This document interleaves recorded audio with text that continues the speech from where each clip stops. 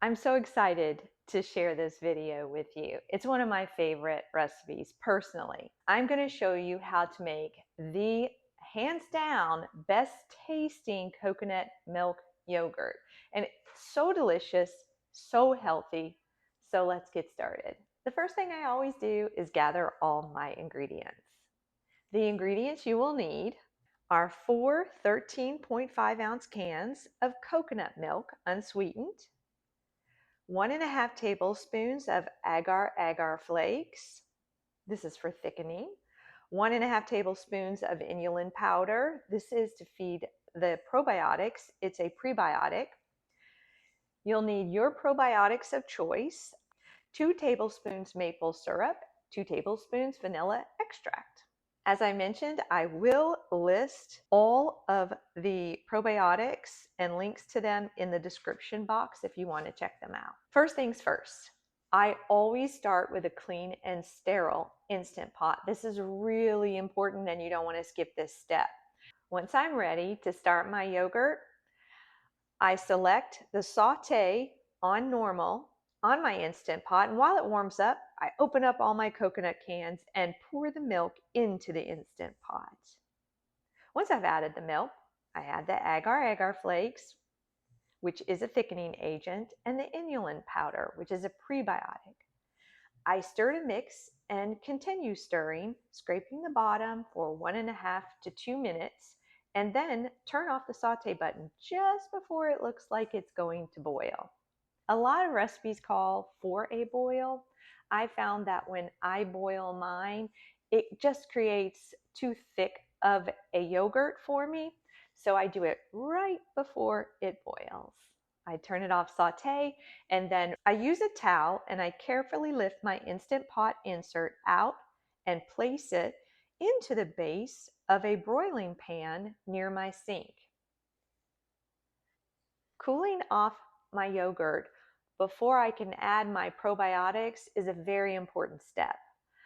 I do set it into a broiler pan. I found that that works out nicely. And then I add ice to the bottom of the broiler pan. Once the ice is stacked around my Instant Pot insert, every 15 to 20 minutes, I will check the temperature of my yogurt and stir it. Now you may see that it's thickening up unevenly. Don't worry about this. It's quite normal and you should expect it. While I'm waiting for my yogurt base to cool, I go ahead and prepare my probiotics. If they're in capsule form, I just open up the capsules and pour the probiotics out into a small bowl. If they are in capsule form, I use both. Then I take those capsules and I will grind them up in with a mortar and pestle. Once the yogurt base has reached the desired temperature for your probiotics, for me it's 108 degrees or less, I add the probiotics. Once you've added your probiotics into the yogurt base, what you want to do is add your maple syrup. Now this, one time I skipped this and forgot to do it. You can't skip this part. The maple syrup is what your probiotics are going to feed on for the next 36 hours. I close my Instant Pot lid and you'll notice that I have a red ring around my Instant Pot. That is the one that I use that does not smell like all my curry and other things, but you don't even need to use the insert when you're making coconut milk yogurt. You're using a very low temperature. There's no pressure that's going to build up into your Instant Pot. So there's no reason for you to use that rubber ring. In fact, it's a good idea to go ahead and take it out in case there are any smells that could transfer into your yogurt. Once everything's ready, I close the lid and I select the yogurt function for 36 hours. I strongly encourage a 36-hour yogurt making process. And this takes a little planning ahead of time because before you start making this, you have to say, am I going to be asleep 36 hours after this? Or am I going to be awake and not at work or not playing tennis?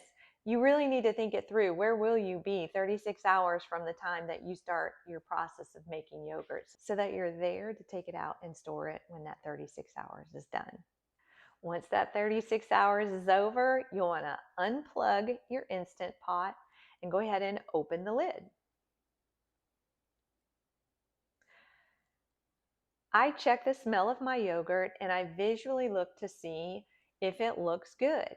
Now you can see in mine here, there are a few yellow spots. If they were pink, I might be concerned.